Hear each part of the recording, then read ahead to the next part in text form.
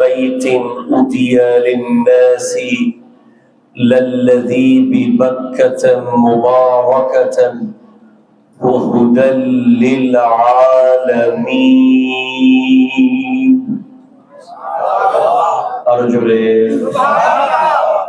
কোরআন কারীমের প্রতিটা আয়াত আল্লাহর বড়ত্বের, আল্লাহর ওয়াহদানিয়তের, আল্লাহর শ্রেষ্ঠত্বের প্রমাণ গ্রহণ করে, ঠিক কিনা বলেন তো? সেজন্য কোরআনের আয়াত যখন শুনবেন জোরে জোরে সুবহানাল্লাহ বলবেন। আরেকবার বলেন সুবহানাল্লাহ। ফীহি আয়াতুম বাইয়িনাতুম মাকামু ইব্রাহিম ওয়া মান দাখালাহু কানা আমিনান ولله على الناس حج البيت من استطاع إليه سبيلا ومن كفر فإن الله غني عن العالمين صدق الله مولانا العظيم وصدق رسوله النبي الأمين المكين الكريم الرؤوف الرحيم ونحن على ذلك لمن الشاهدين والشاكرين والحمد لله رب العالمين ربي صلي وسلم وبارك عليه يا عربي يا قرشي يا هاشمي يا لكبي يا مكي يا مدني يا مطلبي সকলে একবার ইমানি আওয়াজে বলুন ইয়া রাসূলুল্লাহ, ইয়া হাবিবাল্লাহ, ইয়া নবিয়াল্লাহ, ইয়া নূরাল্লাহ, ইয়া রাহমাতাল লিল আলামিন। কাবে কি রৌনক, কাবে কা मंजर। सब मिलके कहेंगे अल्लाहु अकबर, अल्लाहु अकबर, सब मिलके कहेंगे इंशाअल्लाह। काबे की रौनक, काबे का मंजर, अल्लाहु अकबर, अल्लाहु अकबर। काबे की रौनक, काबे का मंजर, काबे की रौनक, काबे का मंजर, अल्लाहु अकबर, अल्लाहु अकबर। देखो तो देखे जाओ बराबर, देखो तो देखे जाओ बराबर। अल्लाहु अकबर, अल्लाहु अकबर। तेरे हरम की क्या बात मौला, तेरे करम की क्या बात मौला, तेरे हरम की क्या बात मौला, तेरे करम की क्या बात मौला। ता उम्र लिखे दे जाना मुकद्दर, ता उम्र लिख दे आना मुकद्दर।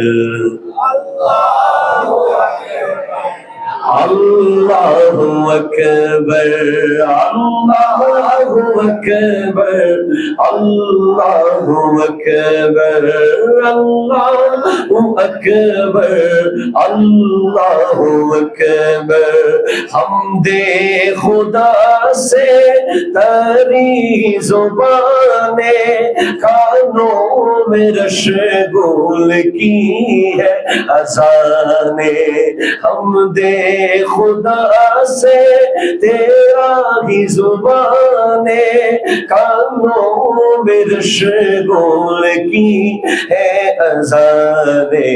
बस एक सदा आ रही है बार बार, बस एक सदा आ रही है बार बार। अल्लाहु अकबर, अल्लाहु अकबर। काबे की रौनक, काबे का मंजर, अल्लाहु अकबर, अल्लाहु अकबर।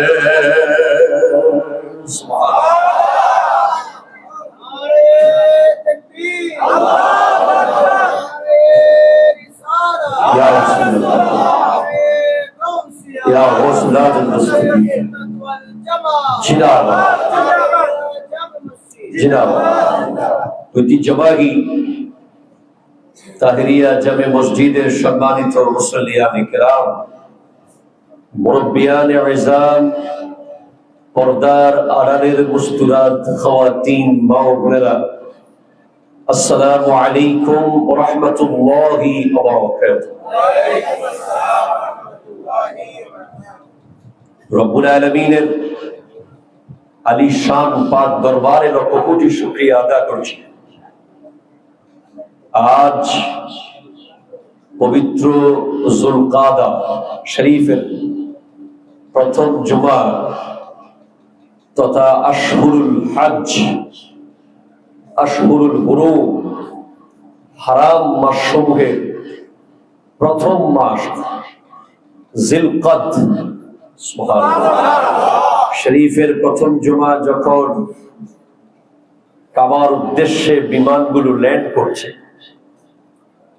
যখন হাজিগণ মক্কাতুল মুকাররমা মদিনাতুল মুনাওয়ারায় অবস্থান করছে, সেই মুহূর্তে আল্লাহ তাআলা আমাদেরকে পবিত্র জুমার নামাজে আসার তৌফিক দান করেছেন। সকলে একবার বলেন আলহামদুলিল্লাহ, আর একটু জোরে বলেন আলহামদুলিল্লাহ। আমরা আপ্রাণ চেষ্টা করব ইগু কমাবো। আমরা সশরীরে মক্কাতুল মুকাররমায় উপস্থিত থাকতে না পারলেও আমরা আমাদের আলোচনা, স্মরণ, বক্তব্যের মাধ্যমে আমরা চেষ্টা করব হাজিদের সাথে সাথে থাকার জন্য। আল্লাহ তাআলা আমাদেরকে কবুল করুন। আজকে যে আয়াতে কারীমা তিলাওয়াত করার সৌভাগ্য অর্জন করেছি সূরা আলে ইমরান শরীফের ৯৬ নম্বর আয়াত।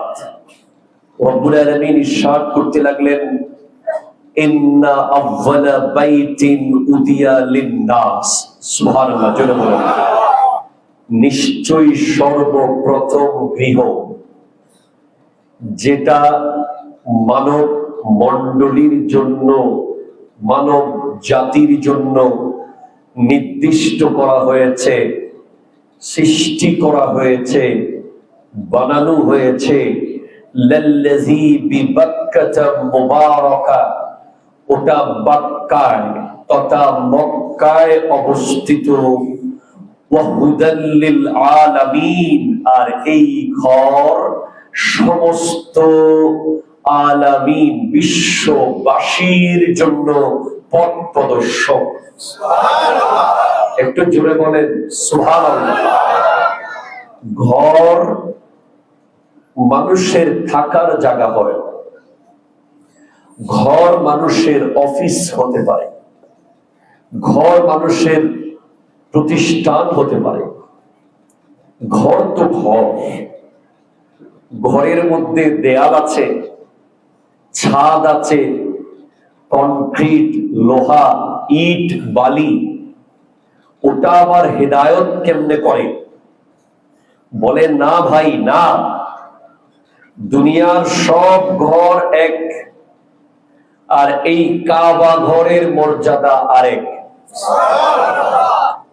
দুনিয়ার সব ঘর বানিয়েছে রাজমিস্ত্রি, আর কাবা ঘর বানিয়েছে আল্লাহর ফেরেশতারা। দুনিয়ার অন্য ঘরের ডিজাইন দিয়েছে সিভিল ইঞ্জিনিয়ার, আর কাবাতুল্লাহর ডিজাইন এসেছে বাইতুল মামুর। চতুর্থ আসমান থেকে জমিনে ডিজাইন ছাপ পড়ে গেছে। সেম ডিজাইনের ঘর বাইতুল মামুর। সুবহানাল্লাহ জোরে বলেন। দুনিয়ার ঘরের মিস্ত্রির হেল্পার মিস্ত্রি, কাবাগরের মিস্ত্রি ও নবী, হেল্পারও নবী। আরো জোরে বলেন সুবহানাল্লাহ। এজন্য তাহেরিয়া জামে মসজিদের উপরে গিলাফ নাই, এজন্য বাইতুল মুকাররমের উপরে গিলাফ আছে নাকি? বাইতুল মুকাররমে জাতীয় মসজিদে, জমিয়তুল ফালায়, বাংলাদেশের চট্টগ্রামের অন্যতম শ্রেষ্ঠ মসজিদ ওই যে 100 ফিটে মসজিদে মুস্তাফা, গিলাফ আছে? পৃথিবীর কোন মসজিদে গিলাফ দেখছেন? একটা মসজিদে গিলাফ, ওটা হলো কাবাতুল্লাহ। ভারতের ইতিহাস বইয়ে গিলাফ নাই, সহিহ বুখারীতেও গিলাফ নাই, সহিহ মুসলিমেও গিলাফ নাই, মেশকাত শরীফে গিলাফ নাই, জালালাইন শরীফে গিলাফ নাই। Science, physics, chemistry, biology, geography লাইব্রেরিতে কোটি কোটি বই আছে, কোন বইয়ের উপরে গিলাফ নাই। কোরআন শরীফের উপরে গিলাফ। আমাকে আরেক লাইন আরেকটু আপনাদের স্মরণ করিয়ে দিতেই হচ্ছে, প্রায় সময় সুযোগ পেলেই স্মরণ করিয়ে দিই। সিলেটের শাহজালাল ইয়ামানির মাজারের চারপাশে বহু কবর, কারো কবরে গিলাফ নাই। কথা কয় না, ঠিক কিনা? স্বয়ং বাংলাদেশের একজন নায়কের কবরও আছে ওখানে, গিলাফ আছে কোনো? হযরতে শাহ আলী বাগদাদীর মাজারের আশেপাশে বহু কবর আছে, কারো কবরে গিলাফ আছে? নাই। বলে অন্য কবরগুলোতে গিলাফ নাই, শাহ আলীর কবরে গিলাফ। সিলেটের অন্য কবরগুলোতে গিলাফ নাই, শাহজালালের উপরে গিলাফ। কেন? বলে ওই মসজিদগুলো সব মিস্ত্রি বানিয়েছে, আর কাবাঘর আল্লাহর ফেরেশতারা বানিয়েছে। এজন্য অন্য মসজিদ আর এই মসজিদ পার্থক্য বোঝানোর জন্য এটাকে স্পেশালাইজড করো। কিভাবে করব? গিলাফ দাও। অন্য কিতাব মানুষ লিখেছে, কোরআন আল্লাহ বলেছেন, নবী নিয়েছেন, ফেরেশতা দিয়েছেন, সাহাবা লিখেছেন। এজন্য লাইব্রেরির অন্য কিতাবে গিলাফ নাই, কোরআন স্পেশাল গিলাফ দিয়ে দাও। কবরস্থানেও সলিমউদ্দিন, কলিমউদ্দিন, রহিমউদ্দিন, কবিরউদ্দিন এরা সবাই বান্দা, শাহজালাল বন্ধু, এরা সবাই বান্দা, শাহ আলী বন্ধু, এরা সবাই বান্দা, শাহ আমানত বন্ধু, এরা সবাই বান্দা, তৈয়ব শাহ কেবলা বন্ধু, এরা সবাই বান্দা, শাহিনশাহ শ্রীকুট বন্ধু, এরা সবাই বান্দা, খাজা চরবি বন্ধু। এজন্য ও বান্দার কবরে গিলাফ থাকবে না, বন্ধুর কবরে গিলাফ দাও, বুঝাও এটা বন্ধু। এটা বুঝাইতে পারি নাই, কথা বলা ঠিক কিনা জোরে বলেন। জান্নাতুল বকিতে যারা শুয়ে আছে এরা বান্দা না বন্ধু? জোরে কয় না? রাসূল পাকের রওজার সামনে জান্নাতুল বকির কবরস্থানে হযরত ওসমান শুয়ে আছেন, বান্দা না বন্ধু? আপনারা কনফিউশন নিয়ে বলতেছেন, আপনারা হযরত ওসমানকে নিয়ে চিন্তা করতেছেন বন্ধু বলতে পারবো কিনা। যিনি যুন্নুরাইন, দুই নূরের মালিক, নবীজির দুই কন্যাকে যিনি শাদী করেছেন, জীবনের সব নবীর জন্য দিয়ে দিয়েছেন সম্পদ, ওনাকে কি বন্ধু বলতে অসুবিধা হয়ে যাচ্ছে? যিনি শাহাদাত বরণ করেছেন কোরআন তিলাওয়াত করতে করতে, যার রূহ গেছে কোরআনের উপরে, উনি কি বন্ধু না বান্দা? ওই জান্নাতুল বকিতে আরো বহু সাহাবায়ে কেরামের মাজার আছে, বন্ধু না বান্দা? তাহলে বন্ধুর উপরে গিলাফ আছে? এখানে আছে কি নাই? বন্ধুর উপরে গিলাফ নেই, বান্দার উপরে না নাই? শাহজালালের উপরে আছে না গিলাম, শাহপরার উপরে, শেখ সুলতান সৈয়দ আব্দুল কাদের জিলানির উপরে, খাজা মঈনুদ্দিন চিশতি রহমতুল্লাহের উপরে, ইমাম আবু হানিফার উপরে, ইমাম শাফিঈর উপরে, ইমাম বুখারীর উপরে, মাওলা আলীর উপরে, ইমাম হুসাইনের উপরে। জান্নাতুল ফকির গুলো কই গেল? কয় ওখানেও ছিল। যে ব্যাকরণরা বন্ধু আর বান্দার পার্থক্য করতে জানে নাই, ঠিক কিনা জোরে বলেন না? যাদের কাছে বন্ধু আর বান্দার ফরক নাই, তারা উপর থেকে গিলাফও ফেলে দিতে পারে, আবার পায়ের উপর রেখে রেখে কোরআন শরীফও পড়তে পারে। যারা গেছে তারা দেখছে, পায়ের উপর রেখে সামনে পশ্চিম দিকে পাটা টেনে দিয়ে দুই হাঁটুর উপরে কোরআন খুলে ওহো কোরআন শরীফ পড়তেছে। আল্লাহু আকবার, কি কোরআন তিলাওয়াতকারী! এই পৃথিবীতে এরকম তিলাওয়াতকারী আর নাই। বেচারা ওনার পাকে বানাইছে কোরআন রাখার স্ট্যান্ড, আবার পা দিছে পশ্চিম দিকে।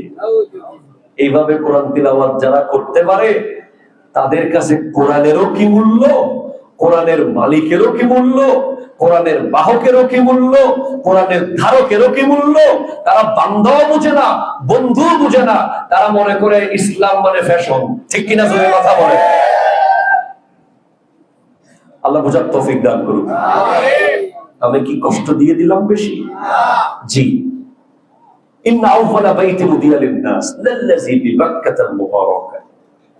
প্রথম ঘর, পৃথিবীর প্রথম, কবি বড় সুন্দর করে বলেছে, পৃথিবীর প্রথম ঘর কোরআনেতে বাক্কা, বন্ধুর নামের ওসিলায় হয়েছে মক্কা।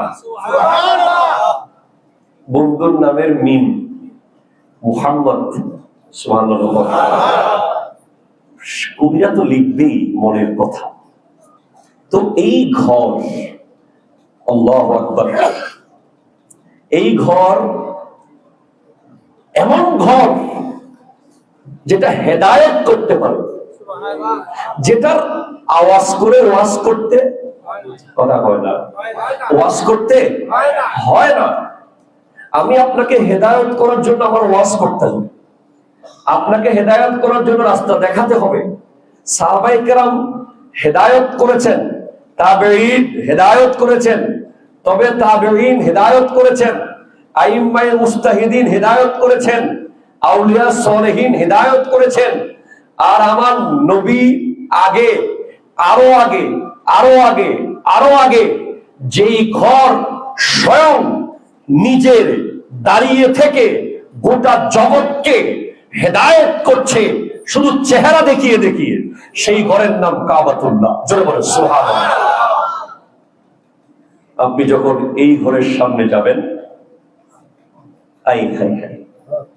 अल्लाह अल्लाह कैसा मंजर है, आप महसूस कर सकते हैं ये घर कैसा घर है। পৃথিবীতে আপনি দুবাই আল বুরুজ খলিফা আছে না, হোয়াইট হাউস, আমেরিকার প্রেসিডেন্টের ঘর, আপনি সোশ্যাল মিডিয়ায় দেখবেন, ইউটিউবে আছে। ওই ঘরে এমন অত্যাধুনিক প্রযুক্তি ব্যবহার করা আছে, ওই ঘরের উপরেই প্রায় সময় সব সময় 4-5টা বিমান, যুদ্ধ বিমান উঠতে থাকে, এবং সেন্সর, আশেপাশে একটা বালু কণাও যদি নিয়মের বাইরে প্রবেশ করে আওয়াজ হবে। নিচে বাংকার, বছরকে বছর পরমাণু হামলা হলেও যেখানে তলে থেকে দেশ শাসন করা যাবে, এরকম ঘর। এরকম ঘরের দিকে তাকাইলে কোন সওয়াব কথা কয় আছে? পৃথিবীর কেউ কোন সওয়াব পাইছে?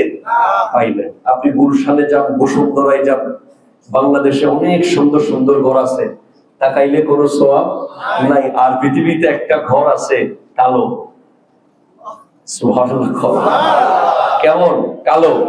আপনি যখন বহু দূর থেকে, আপনি যেদিন প্রথম মক্কা শরীফ যাবেন, যখন আপনি কিং ফাহাদ গেট দিয়ে ঢুকবেন অথবা কিং আব্দুল আজিজ গেট দিয়ে ঢুকতে চাইবেন, দূর থেকে একটা ঝলক যখন এক টুকরো কালো গিলাফ দেখবেন, আপনার ভিতরে এমন একটা তলোয়ার ঢুকবে, মনে হবে যে পৃথিবীর সবচেয়ে আপনজন কেউ একটু করে দেখা হবে যার সাথে আছে, এবং দেখার সাথে সাথে আপনি যেই দোয়া করবেন আল্লাহ সেই দোয়া কবুল করবে, সেই দোয়া কবুল করবে। আল্লাহু আকবার জোরে বলেন। হায় হায় হায়, এই ঘর হেদায়েত করতে পারে। এই ঘরের দিকে তাকালে কলব পরিবর্তন হয়ে যায়, এই ঘরের দিকে তাকালে বেনামাজি নামাজি হয়ে যায়, এই ঘরের দিকে তাকালে হারামখোর হালালখোর হয়ে যায়, এই ঘর সচক্ষে দেখলে চোখের পানি আর ধরে রাখা যায় না। এই ঘর থেকে ফেরত আসতে চাইলে দিল বারবার বলে কাহা যা রহে হো, কোথায় যাচ্ছ? কাবা ডেকে ডেকে বলে আয়, আবার আয়, আবার আয়। কিচ্ছু বলে একটু জড়িয়ে থাক, আমি তোর বড় আপন, জুড়ে বলে তাই হাই হাই।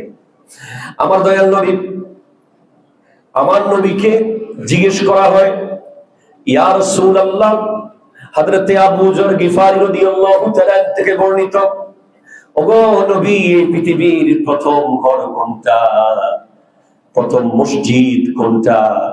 আমার দয়াল নবী ইরশাদ করেন, এই পৃথিবীর প্রথম মসজিদ হলো মসজিদে হারাম, কাবা ঘর। একটু জোরে বলেন সুবহানাল্লাহ।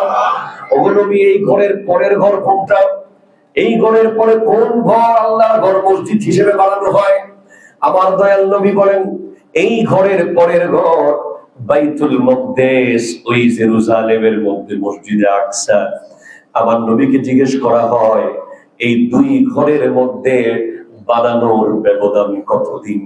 আমার নবী বলেন 40 দিন। জোরে বলেন সুবহানাল্লাহ।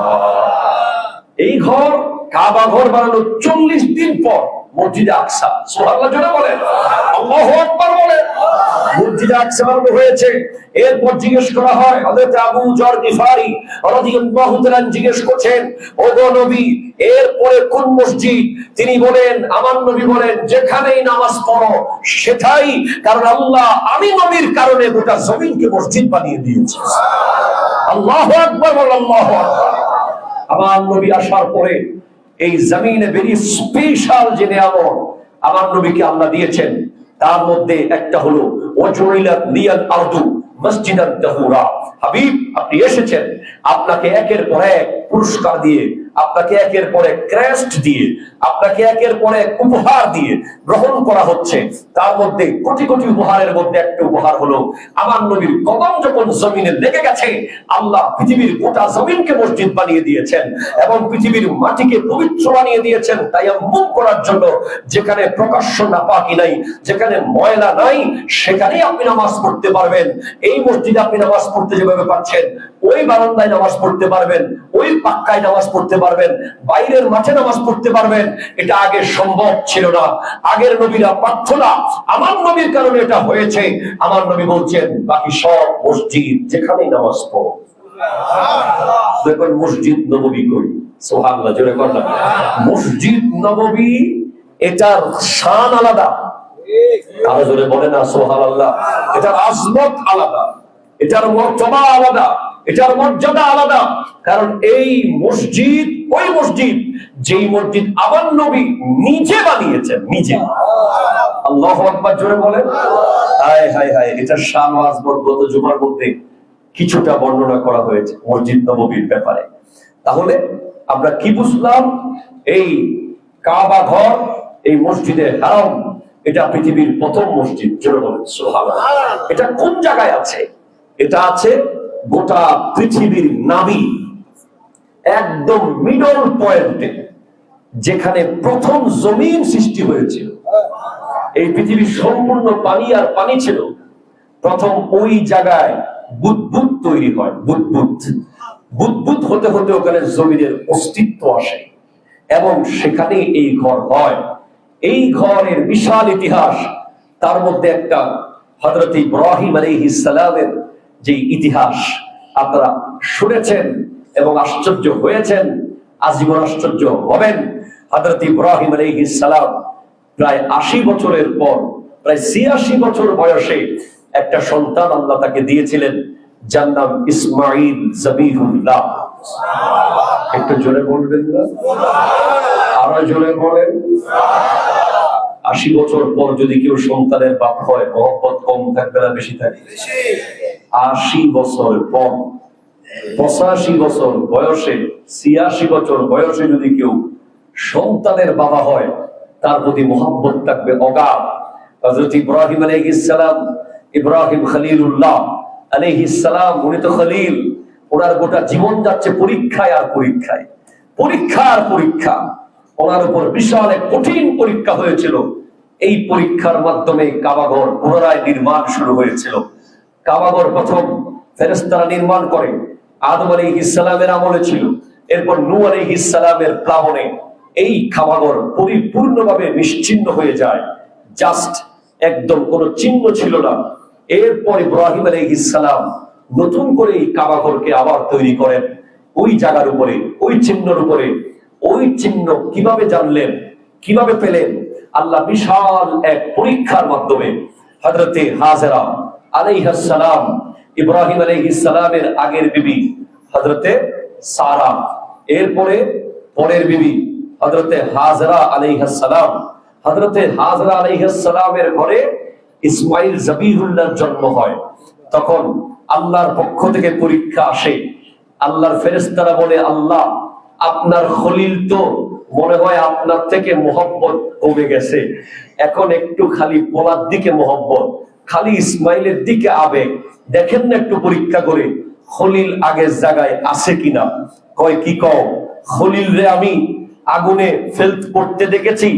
ইব্রাহিম আলাইহিস সালামকে যখন 40 দিন ধরে আগুন জ্বালিয়ে ওই ফেরাউনের, নমরুদের সৈন্যরা ফেলেছিল, তখনও ইব্রাহিম আলাইহিস সালাম আগুনের কাছাকাছি গিয়ে বলেছিলেন ফেরেশতা জিবরিল আলাইহিস সালামকে, আমার দরকার নাই, আপনি একটু বলেন পানি ঢেলে দিন, না আপনি একটু বলেন আগুন নিভিয়ে দিন, না আপনি একটু বলেন বাতাস দিয়ে নিভিয়ে দিন, না না না লাগবে না, উনি জানে আমার কি হচ্ছে, উনি জানে, উনি জানে, উনি জানে, উনি জানে, তোমাদের দরকার নাই।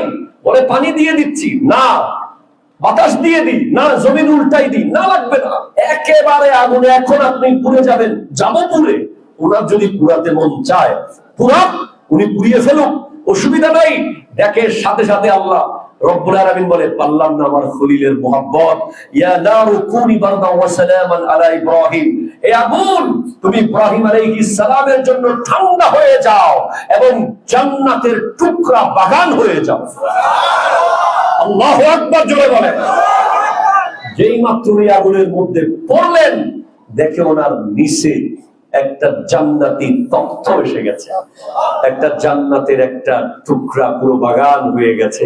জিবরিল আমিন বলে, আমি আমার জীবনে যতবার দ্রুত জমিনে গেছি, তার মধ্যে একবার হলো ইব্রাহিম আলাইহিস সালাম যখন আগুনে পড়তেছে, আমি জান্নাতি এই তখ্ত নিয়ে, জান্নাতি এই পেগাম নিয়ে খুব দ্রুত ওনার সামনে পৌঁছতে হয়েছে। আরেকবার হলো যখন ইসমাইল আলাইহিস সালামের গলায় ছুরি চালাচ্ছিলেন, জান্নাত থেকে দুব্বা নিয়ে খুব দ্রুত পৌঁছে গেছি। আরেকবার হলো হযরত ইউসুফ আলাইহিস সালামের ভাইয়েরা যখন ওনাকে কূপের মধ্যে ফেলে দিচ্ছিলেন, আমি জিবরিল সবচেয়ে দ্রুত এসে ওনার নিচে জান্নাতি তখ্ত বিছিয়ে দিয়েছে। জোরে বলেন না সুবহানাল্লাহ। তো বলছিলাম খলিলুল্লাহর পরীক্ষা চলে। আহা, আপনাকে আমি আবার বলি, ও তাহেরিয়া জামে মসজিদের মুসল্লি, শুক্রবারে দান বাক্সে টাকা দেওয়ার সময় কোনো মতে 100 টাকার নোটটা বের হতে চায় না। শুক্রবারে মসজিদে দেওয়ার সময় 500 টাকার নোটটা মানিব্যাগ থেকে আসতে চায় না। মসজিদের জন্য, মাদ্রাসার জন্য, দ্বীনের জন্য, আল্লাহর জন্য আমরা কি দিতে পারবো, যেখানে ইব্রাহিম আলাইহিস সালাম কি দিয়েছেন। আয় হায় হায়, বলে ইব্রাহিম তুমি একটা কাজ করো, তোমার বিবি আর তোমার 6 মাসের দুধের বাচ্চা দুজনকে নিয়ে এমন জায়গায় রেখে আসো যেখানে কোনো দানা থাকবে না, যেখানে কোনো পানি থাকবে না, যেখানে কোনো মানুষ থাকবে না, যেখানে কোনো অফিস থাকবে না, যেখানে কোনো পুলিশ থাকবে না, যেখানে কোনো ফ্যাসিলিটিস থাকবে না, রেখে আসো। ইব্রাহিম আলাইহিস সালাম ওনার সন্তান ইসমাইল জবিহুল্লাহকে সাথে নিয়ে, সাথে হযরতে হাজেরাকে নিয়ে ঘোড়ার উপরে উঠে চলতে চলতে চলতে এমন জায়গায় এসে থামলেন, যেই জায়গায় থামার পর দেখে দানা নাই, পানি নাই, মানুষ নাই, পশু নাই, পাখি নাই, কিছুই নাই, কিছুই নাই। ওখানে থেমে বিবিকে বলে, নামো। বাচ্চাকে নামিয়ে দিয়েছে, কোনো মুখে মুস্কি হাসি নাই, কোনো ধরনের এফেকশন নাই, ডিরেক্ট বলে এখানে থাকতে হবে। হযরতে হাজেরা বলেন, কি ব্যাপার, আমরা এখানে কিভাবে থাকবো? বলে এখানে থাকতে হবে, কোনো কথা জানি না। কে বলেছে? আল্লাহ বলেছে।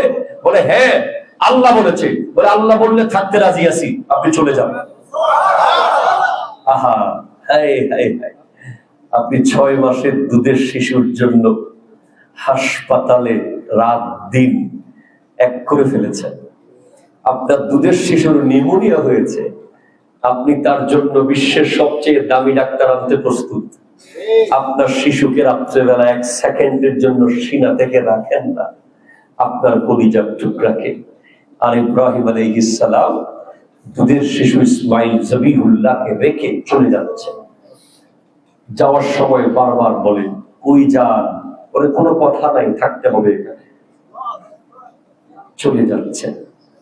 যাওয়ার পর বহু দূরে গিয়ে ঘোড়ায় চড়ে 2 পাহাড়ের মাঝখান দিয়ে তাকিয়ে হঠাৎ এমন কান্না শুরু। ইব্রাহিম আলাইহিস সালাম বুক ফাটা কান্না, সামনাসামনি কাঁদতে পারেন নাই, কারণ তারা দুর্বল হয়েছে। কাঁদতে কাঁদতে আল্লাহকে বলে, আল্লাহুম্মা ইন্নী আসকানতু মিন যুররিয়াতি বিওয়াদিন গায়রি জি যারইন ইনদা বাইতিকাল মুহাররাম। হে আল্লাহ, আমি আমার সন্তান, আমার পরিবারকে তোমার ঘরের পাশে রেখে যাচ্ছি। আরো জোরে, তোমার ঘরের পাশে রেখে যাচ্ছি। এবার তোমার মন চাইলে তাদেরকে বাঁচায় রাখিও। তুমি তাদের দেখবার অভিভাবক। এখানে আর কেউ নাই, না প্রতিবেশী আছে, না আত্মীয় স্বজন আছে, একটা পশু পাখি পর্যন্ত নাই। হায় হায়, সেখান থেকেই কাবাঘর শুরু হচ্ছে। কাবাঘর সৃষ্টির ইতিহাস নতুন করে শুরু হচ্ছে। হযরতে ইসমাইল জবিহুল্লাহ দুধের শিশু, হযরতে হাজেরা দুধ শুকিয়ে গেছে, আর দুধ নাই, ধুধু মরুভূমি, প্রচন্ড রোদ, একটা গাছের ছায়া পর্যন্ত নাই, একটা ঘরের ছায়া পর্যন্ত নাই। জবিহুল্লাহ আলাইহিস সালাম দুধের জন্য কান্না করছেন। হযরতে হাজেরা এবার পানি খোঁজার জন্য বের হয়েছেন। এই আজকের দিনে যে আমরা সাফা মারওয়া, সাফা মারওয়া, সাফা মারওয়া, হযরতে হাজেরা পানি খুঁজতে খুঁজতে এই পাহাড় থেকে ওই পাহাড়, ওই পাহাড় থেকে এই পাহাড়। হায় হায় হায়, আল্লাহ আল্লাহ আল্লাহ। আমরা এখন সেন্ট্রাল এসির ভিতরে দৌড়াদৌড়ি করি, আমরা বুঝতেই পারি না ওখানে দৌড়াদৌড়ির কষ্ট কি। আমার জগতের আমার ভাইদের, যুবকদের বলি, তোমরা ওলি আল্লাহদেরকে মানবে না, ওলি আল্লাহর দামান ভরবে না, ওলি আল্লাহর ব্যাপারে স্মরণ করবে না, ঠিক আছে? তাহলে তোমরা সাফা মারোয়া সাই কেন করো? সাফা মারোয়া তো কোনো নবী সাই করে নাই। হযরতে হাজরা তো নবী ছিলেন না, উনি ছিলেন একজন ওলিয়া, ঠিক কিনা? জোরে কথা বলে। উনি যেহেতু এই পাহাড় থেকে ওই পাহাড় দৌড়াদৌড়ি করেছেন, আল্লাহর বড় পছন্দ হয়েছে। আল্লাহ সেটাকে পবিত্র উমরার গুরুত্বপূর্ণ একটা রোকন করে দিয়েছেন। হজের কাজ করতে হলে সাফা এবং মারওয়ায় দৌড়াদৌড়ি করতে হবে। আল্লাহ দৌড়াদৌড়ির ভিতরে কি আছে, দৌড়াদৌড়ি করলে কি পাওয়া? উত্তর আসবে, আমার খলিলের বিবি আউলিয়া হযরতে হাজেরা দৌড়েছেন, কিয়ামত পর্যন্ত তোরাও দৌড়বি, আমি খুশি হব। আল্লাহু আকবার বলে বলেন। এটাই তো ওলি আল্লাহ স্মরণ। তো সেখানেই দৌড়াদৌড়ি করতে করতে এক সময় ইসমাইল জবিহুল্লাহ পায়ের মুড়ি মারতে মারতে মারতে মারতে জমিন হঠাৎ ফেটে গেছে।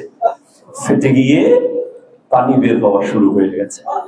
তখন ওই হিব্রু ভাষায় ইব্রাহিম আলাইহিস সালাম, হযরতে হাজরা আলাইহিস সালাম এসে চারিদিকে বালু দিয়ে পানিগুলোকে বিট দিলেন, আর ওই ভাষায় বললেন, জম জম, থেমে যাও। সেদিন যদি তুমি না থামাতেন, সেই জমজমের পানিতে গোটা পৃথিবী সয়লাব হয়ে যেত। এখনো সেই পানি উঠতেছে, কিন্তু হাজরা আলাইহিস সালামের শান, ওনার ইশারা অনুযায়ী যতটুকু দরকার অতটুকু উঠতেছে। এটা প্লাবন হয়ে যাচ্ছে না, এটা বন্যা হয়ে যাচ্ছে না। যাক, ওইদিকে আমি একটু গেলাম আপনাদের হৃদয়ে তাকাজার জন্য। তো বলছিলাম যে মক্কাতুল মুকাররমা এটা এমন এক জায়গা যেটাকে উম্মুল কোরা বলা হয়, যেন বলে সুবহানাল্লাহ। গোটা পৃথিবীর মা, গোটা পৃথিবীর মা, গোটা পৃথিবীর কি মা, ওখানেই মায়ের মুখেই আল্লাহর কাবা ঘর। এগুলো সবকিছুর সেটিং, এগুলো সবকিছুর সিস্টেম স্পেশাল, অলৌকিক। এরপরে বাক্কা কেন বলা হয়? কারণ বড় বড় স্বেচ্ছাচারী, কি চারি বলেন তো, আরো জোরে বলেন, কি চারি? স্বেচ্ছাচারী, বড় বড় স্বৈরাচারী, বড় বড় জালেম ওই যুগে যারা কথায় কথায় কল্লা ফেলে দিত, কথায় কথায় ছুরি মেরে দিত, কথায় কথায় বল্লম মেরে দিত, যাদের মধ্যে যুদ্ধ ছাড়া আর কিছুই ছিল না, ওরাও পর্যন্ত এই কাবা ঘর দেখার সাথে সাথে নিজের মাথাকে নিচু করে ফেলতো, নিজের মস্তক অবনত করে ফেলতো। এমনকি এই কাবা ঘরের চারপাশে হেরাম শরীফের এমন মূল্য ছিল যে তৎকালীন সময়ে যদি কারো বাবাকে খুন করা হয়, ওই খুনিকে যদি সন্তান কাবা ঘরের আশেপাশে পেত, সে সেখানে তার বাবার প্রতিশোধ নিত না। খুনিকে কোনো ধরনের টর্চার করতো না, খুনিকে কোনো ধরনের প্রশ্ন করতো না। ওই কাবা ঘরকে শুধু মুসলমানরা নয়, বরং অন্য সব ধর্মের মানুষ সম্মান করত। এই জন্য এর নাম বাক্কা, জোরে বলেন সুবহানাল্লাহ। এরপর মক্কা হওয়ার কারণ বলা হয় তাফসীরে ইবনে কাসিরে এসেছে, জনগণের অধিক ভিড়, জোরে বলেন সুবহানাল্লাহ। আপনি দেখবেন এই কাবা ঘরের চারপাশে আপনি যখনই যান দেখবেন মানুষ আর মানুষ। আপনি বুঝতেই পারবেন না, আপনার মন চাইবে সকালবেলা বোধহয় একটু কম থাকতে পারে, সকালে যাই দেখবেন ফজরের নামাজের পরে মনে হয় কম থাকবে, দেখেন তখন আরো বেশি। আচ্ছা, রোদ উঠছে 11টা বাজে, কঠিন রোদ, এখন বোধহয় একটু লোকজন কম থাকবে, দেখে তখন আরো বেশি। সবাই মনে করছে কম থাকবে, যারা গেছে সবাই কম থাকবে মনে করে গেছে। এরপর মাগরিবের পরে আচ্ছা ইফতারের পথে একটু টায়ার্ড হয়ে যাবে হয়তো, দেখে তখন আরো বেশি। এইভাবে অল টাইম তাওয়াফ চলতেছে, যেরকম সুবহানাল্লাহ। এই ঘরের এটার আরো বহু নাম আছে, একটা নাম হলো বাইতুল আতিক, আরো জোরে বলেন। এরপরে নাম আছে বাইতুল হারাম, যেরকম সুবহানাল্লাহ। এরপর আছে বালাদুল আমিন, এরপর আছে বালাদুল মামুন, এরপর আছে উম্মে রাহম, এরপর আছে উম্মুল কুরা, এরপরে আছে সালাহ, এরপরে আছে আল বালাদা, এরপরে আছে আল বাইনা, এরপরে আল কাবা। তাফসীরে ইবনে কাসিরের মধ্যে 1 2 3 4 5 6 7 8 9 10টা নাম এসেছে। একটু জোরে বলতে হবে সুবহানাল্লাহ। কয়টা নাম? 10টা নাম। একটা হলো বাইতুল আতিক। বাইতুল আতিক মানে হলো নিরাপদ ঘর। একটু জোরে, যেটা যাবতীয় কোন ধরনের বিশৃঙ্খলা, উচ্ছৃঙ্খলা, মহামারী, কোন ধরনের কলুষতা, অনিষ্টতা থেকে নিরাপদ ঘর বাইতুল আতিক। এরপরে বলে বাইতুল হারাম, ওটা ওই ঘর যেখানে শরীয়ত বিরোধী কাজ করা সম্পূর্ণ বিষয়। এরপরে বালাদুল আমিন, হায় হায় হায়, আমিন তাও নিরাপদ ঘর, সুবহানাল্লাহ জোরে বলেন। নিরাপদ শহর, নিরাপদ ঘর। বালাদুল মামুন তাও একই কথা, উম্মুর রাহম দয়ার মা, সুবহানাল্লাহ জোরে বলেন। এরপর উম্মুল কুরা, উম্মুল সমস্ত কারিয়া, গ্রাম শহরের মা। সালাহ মানে হলো দুরুদ, সালামের দুরুদ, জিকির, তাসবির ঘর। আল বালাদা তাও বালাদুল মানে শহর। আল বাইয়িনা খুব গুরুত্বপূর্ণ, এটা অর্থ হলো দলিল, জোরে বলেন সুবহানাল্লাহ। সুস্পষ্ট দলিল কাবা ঘর, আল্লাহর ওয়াহদানিয়তের দলিল, রব্বুল আলামিনের অস্তিত্বের, নবীজির শান ও আজমতের দলিল হলো কাবাতুল্লাহ। এরপরে আল কাবা, জোরে বলেন সুবহানাল্লাহ। ফিহি আয়াতুম বাইয়িনাত, সুবহানাল্লাহ। এখানে রয়েছে আল্লাহর স্পেশাল নিদর্শন, তার মধ্যে একটা হলো মাকামু ইব্রাহিম, জোরে বলেন সুবহানাল্লাহ। এখানে রয়েছে মাকামে ইব্রাহিম। বলছে হযরতে ইবনে আব্বাস রাদিয়াল্লাহু তাআলা বলতে লাগলেন, যে প্রকাশ্য নির্দেশনাবলীর নিদর্শনাবলীর মধ্যে একটা নিদর্শন হলো মকামে ইব্রাহিম। চলো বলো সুবহানাল্লাহ। এই মকামে ইব্রাহিম পাথরটা হলো যেটা থেকে বিজ্ঞানীরা লিফট আবিষ্কার করেছে। এই পাথরের উপরে চড়ে চড়েই ইব্রাহিম আলাইহিস সালাম দাফনি দিয়েছিলেন। সুবহানাল্লাহ। এরপরে বলে ওমান দাখালাহু কানা আমিনান, এই ঘরে যে প্রবেশ করবে সে নিরাপদ। আরো জোরে বলেন নিরাপদ। পৃথিবীর সমস্ত কিছু থেকে নিরাপদ। গোটা জমিনের সর্বশ্রেষ্ঠ নিরাপদ জায়গা হলো এই কাবাগরের চারপাশে এই জায়গা। আল্লাহ তাআলা আমাদেরকে জীবনে একবার অন্তত হজ্জে বাইতুল্লাহ নসিব, জিয়ারতে মদিনা নসিব করুন। এই কথাগুলো আমাদের অন্তরে গেঁথে নেওয়ার তৌফিক দান করুন। আমরা যেন ইসলামের জন্য জীবন দিতে পারি, আমরা যেন আল্লাহর ঘরের জন্য দিতে পারি, আমরা যেন আল্লাহর নবীর দ্বীনের জন্য দিতে পারি। নবীগণ জীবন দিয়েছেন, সন্তান দিয়েছেন। আমরা জীবনও সন্তানও দিতে হচ্ছে না, আমরা অন্তত নিজের রিজিকের হালাল ইনকামের কিছু যেন আল্লাহর রাস্তায় দিতে পারি ইনশাআল্লাহ। ওমান দাখালাহু কানা আমিনান থেকে আগামী জুমায় আল্লাহ যদি বাঁচিয়ে রাখে হবে ইনশাআল্লাহ। আমরা আপনাদের একটা ঘোষণা দিয়ে দিচ্ছি আগাম আপনারা জানেন যে আমরা তাহেরিয়া জামে মসজিদে গত বছর মুহররম পবিত্র শুহাদায়ে কারবালা আহলে বাইত রাসূল সাল্লাল্লাহু আলাইহি ওয়াসাল্লামের একটা প্রোগ্রাম অত্যন্ত শরীয়ত সম্মতভাবে আয়োজন করেছি।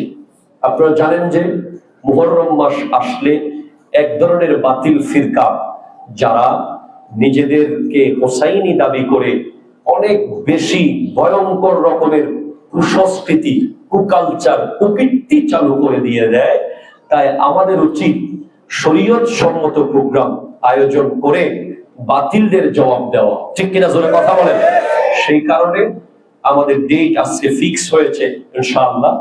আমরা আনুষ্ঠানিকভাবে আপনাদেরকে সামনে আরো জানাবো। একটা ইশারা দিয়ে দিচ্ছি আপনাদের জন্য, আগামী জুন মাসের 26 তারিখ শুক্রবার আমরা যেদিন ক্যালেন্ডার অনুযায়ী 10 মুহররম দেখা যাচ্ছে, ওই দিন তাহেরিয়া জামে মসজিদে পবিত্র মুহররমুল হারামের প্রোগ্রাম অন্যান্য দিনের চেয়ে আরো বেশি জাঁকজমক হবে, অন্যান্য বছরের চেয়ে আরো আজিমুশান হবে। আপনারা মেন্টালি, ফিজিক্যালি, ইকোনমিক্যালি সাপোর্ট করে যাবেন। আমরা আহলে বাইত রাসূল নবীর আওলাদদেরকে মহব্বত করি, করেন কিনা একটু হাত তোলেন, আল্লাহু আকবার বলেন। আমরা ইমামে হুসাইনকে মহব্বত করি কিনা, ইমামে হাসান পাককে মহব্বত করি, আমরা সৈয়দা ফাতেমাতুজ জাহরাকে মহব্বত করি, মওলা আলীকে মহব্বত করি। সেই মহব্বতের প্রকাশ আমরা ইনশাআল্লাহ করব। আপনাদের সকলকে মোবারকবাদ। আল্লাহ তাআলা আপনাদের সকলকে সহি সালামতে পবিত্র জুমা শেষ করে বাড়ি পৌঁছার তৌফিক দান করুন এবং নিয়মিত এই মসজিদের মুসল্লি হয়ে শ্রেষ্ঠ উপস্থিতির পুরস্কার নেওয়ার তৌফিক দান করুন। আসসালামু আলাইকুম ওয়া রাহমাতুল্লাহি ওয়া বারাকাতুহু।